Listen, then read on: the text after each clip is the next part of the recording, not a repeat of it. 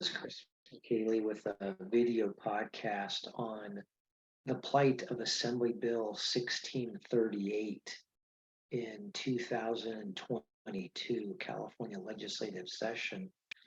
And I wanted to talk about this as an example of some very helpful reminders of some of the often forgotten legislative process rules in the state legislature.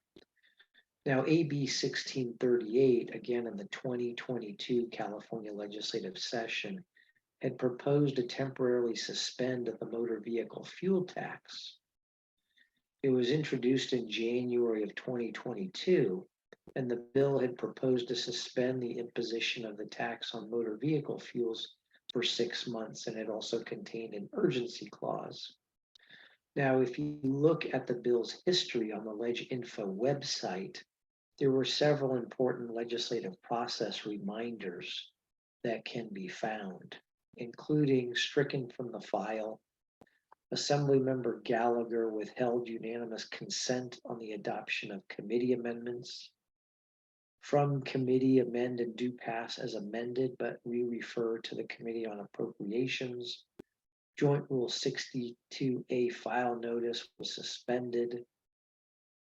So upon introduction, the bill sat for quite some time until late March in the Assembly Rules Committee, until it was referred at the Rules Committee meeting, and the bill had received a single policy committee referral to the Committee on Transportation. Now, Assembly Republicans tried on numerous occasions on the Assembly floor to withdraw AB 1638 from the Rules Committee and place the measure on the floor, but those efforts were unsuccessful. So let's talk about some of the friendly legislative process reminders that occurred because of this bill.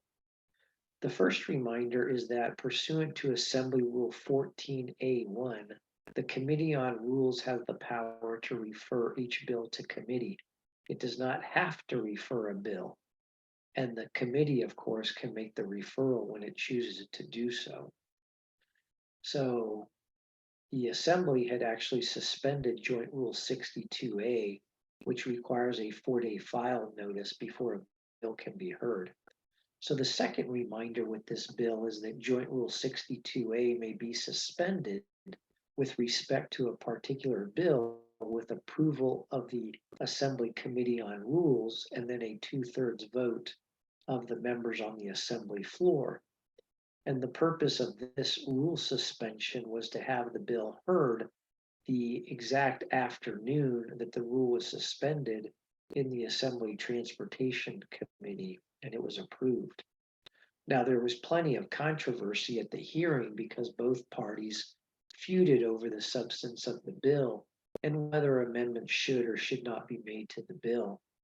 The bill's author wanted to have the bill passed out of the policy committee in its introduced form. However, a member of the Transportation Committee had actually proposed a gut and amend. So to gut it, remove the current contents of the bill, and amend it, insert entirely new provisions into it to impose an oil severance tax. Now, the third reminder of the rules is that amendments to a bill can be made by a majority of those present and voting rather than a full majority of the committee. And this rule also applies on the floor of the Assembly, as well as the Senate. In other words, a majority of the Assembly, 41 votes, or the Senate, 21 votes, is actually not needed for a floor amendment. Again, it's only a majority of those present and voting. And of course, amendments can be made to a bill with or without the author's approval. Friendly amendments are made with the author's approval. Hostile amendments are made without the author's approval. So what transpired that afternoon was that a majority of members of the Assembly Transportation Committee proposed amendments over the objections of the bill's author. Again, that can be done. This is referred to as hijacking a bill, which is defined by the California Office of Legislative Counsel as being the adoption of amendments that delete the contents of a bill and insert provisions on a different subject, and it may occur with or without the author's permission. The fourth rules reminder we get is that amendments are actually recommended by a committee, whether it's policy or fiscal committee. The proposed amendments are recommended to the House for their adoption. Now, granted, in almost every instance, and I mean 99.99% of the time, those amendments are in fact adopted by the entire House by unanimous consent, meaning a single legislator does not object. Now, if there is an objection, then the amendments would be adopted by a majority on the floor. So what transpired here was on AB 1638 that the policy committee passed the bill with the recommendation to amend it and re-refer it to the fiscal committee, the appropriations committee. After passing out of the policy committee and before being referred to the fiscal committee, a bill first is placed on second reading. So here's where the fifth reminder comes into play. The second reading of a bill takes place after the bill has been reported out of committee, either the policy or fiscal committee, and to the floor of either the Assembly or Senate. Now, this process occurs whether the bill has been amended or not. If the bill has not been amended, it can be re-referred to the fiscal committee if it's so keyed. Otherwise, it continues on to the third reading file. But a bill can be on second reading several times. It could go to more than one policy committee and the fiscal committee, etc. So there's a second reading section in both the Assembly and Senate daily files. The sixth reminder is that a bill, once it's been introduced, is in the possession of the House. That means that the House, either the state Assembly or the state Senate, can actually do with a bill as it chooses. Granted, the usual custom and practice of both of the houses of the California legislature is to act and process the bill in accordance with the wishes of the bill's author. But for example, a committee can set a bill for a hearing over the objection of the bill's author. A committee can also refuse to set a bill despite the pleas of the author to have his or her bill heard.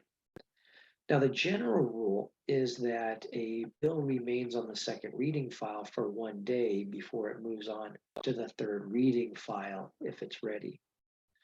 So what happened in this particular instance was that AB 1638 was on the daily file, and it was the first bill on the second reading file. Now, since the Assembly only had a check-in session and any legislator could technically object to the adoption of the committee amendments, this is what occurred. It's a rare occurrence to be fair.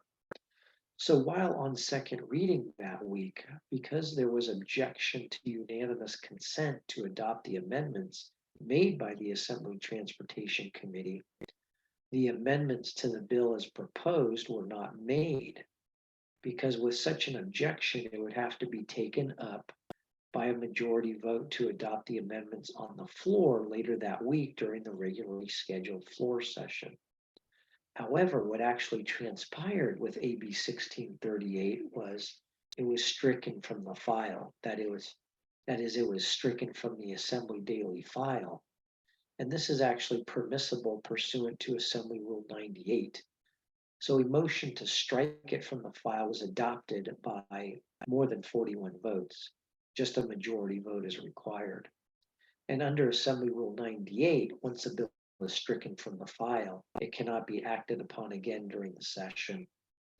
So as a result of the floor action to strike it from the file, AB 1638 was then dead for the year unless the Assembly rescinded the action and the bill was returned to the second reading file. Now, what makes it also interesting is because the bill was struck from the daily file, and that occurred before the committee amendments were adopted on the floor, the amendments were never made to the bill, and so the introduced version remained in print